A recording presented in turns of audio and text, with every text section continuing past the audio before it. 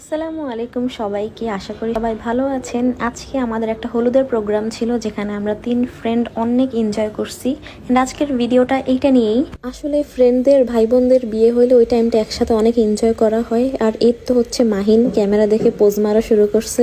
And আমরা সবাই matching matching green colour dress. মেয়েটার সব বিয়েতে কাহিনী করে কেন?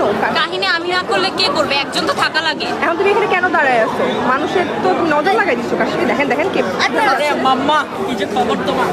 আমারও ভালো একটা কাজ দেন না। আরে দিবে আচ্ছা।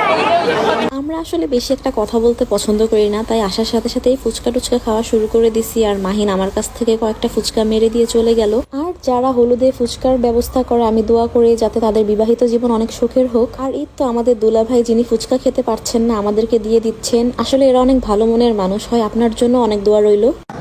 মাথার উপর গাঁদা ফুল, পাশে আছে গাধা। আমার আর কি চাই তুমি আমার ছাড়া? সরি, মিলাইতে পারি না।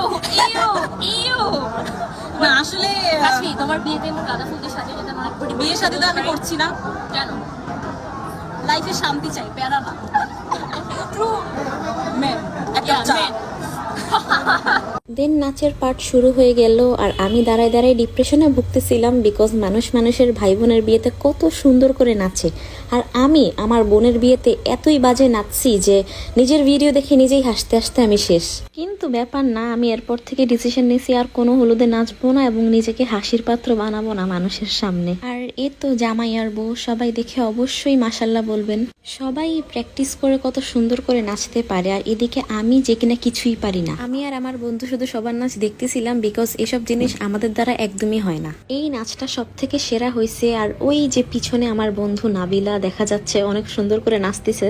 এইটাতে মিউজিক সহ থাকলে অনেক বেশি সুন্দর লাগতো দেখতে, বাট কপিরাইটের ভয় আমার সব মিউজিক অফ করে ভয়েস ওভার দিতে হচ্ছে। মাঝে মাঝে কপিরাইটের জন্য ইচ্ছা করে যে সব গান নিজে শিখে মুখস্থ করে একটা সিঙ্গার হয়ে যায়, যাতে আর ফিউচারে কোনো গানই ইউজ করা না লাগে। আমার দ্বারা আর পসিবল হচ্ছে না মিউজিক ছাড়া এসব ডান্স দেখানো, তাই আমি এখন নিজের গলায় নিজেই মিউজিক দেবো। এটা আমার জন্য একটা চ্যালেঞ্জ।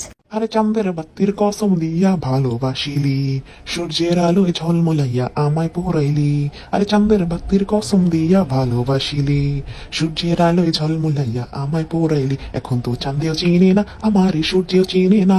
ভাই দয়া করে কেউ মনে করবেন না আমার ভয়েস এমন বেডা বেডা, কারণ আমি এটা ভয়েস ইফেক্ট দিয়ে এডিট করছি। হলুদে যদি ব্রাইডি পারফর্ম না করে একটু তাহলে কি হয়? এন্ড এই ডান্সটা অনেক সুন্দর হয়েছে।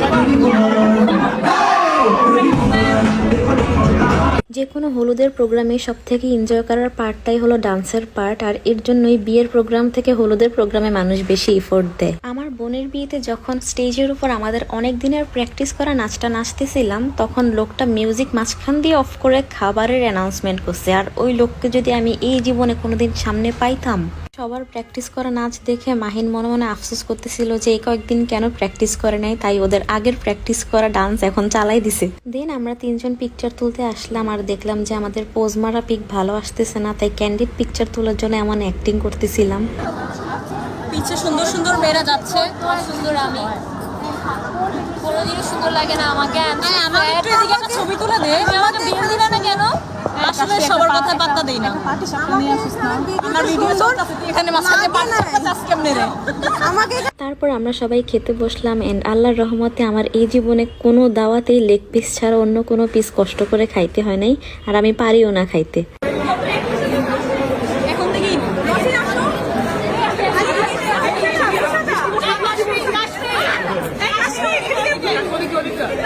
একদম লাস্টেই অন্ধকারে সবার মাঝে ঢুকে ইচ্ছা মতো উল্টাপাল্টা নাচছি, কেউ দেখেও নাই আমার উল্টাপাল্টা নাচ। এন্ড আমি আর প্রমা গেছিলাম এই উল্টাপাল্টা নাচের জন্য। তো আজকে এই পর্যন্তই। আল্লাহ হাফেজ সবাইকে।